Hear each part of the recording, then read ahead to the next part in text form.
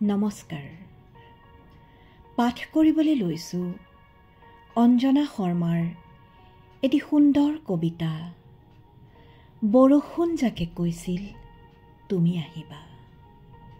পাঠ কৰিছোঁ মই মিতালী গগৈ কোঁৱৰে। বৰষুণ যাকে কৈছিল তুমি আহিবা।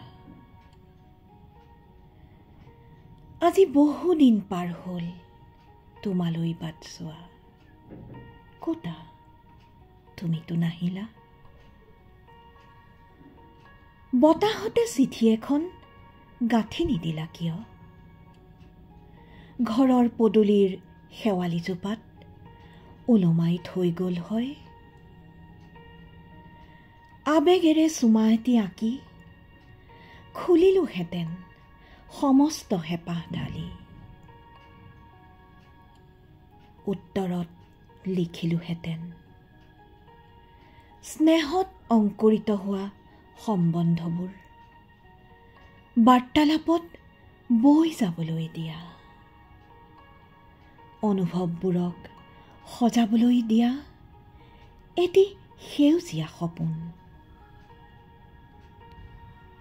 সযতনে ৰাখিবলৈ দিয়া চকুপানীৰ টোপালবোৰ হৃদয়ৰ কোণত। মৃত্যু হ'বলৈ নিদিবা উজাগৰি নিশাৰ সমীৰে উৰুৱাই নিয়া ৰঙীন ভাৱনাবোৰ।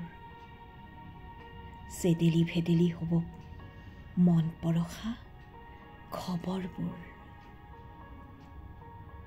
ৰ'বা এখন্তেক জিৰাইছোঁ ভাগৰুৱা আলিবাটটোত। কলীয়া ডাৱৰক সুধিম পুনৰ কেতিয়া আহিব বৰষুণ? কৈ যাবনে আহি অনুৰাগৰ কথা?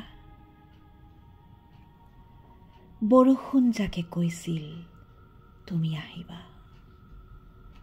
ধন্যবাদ।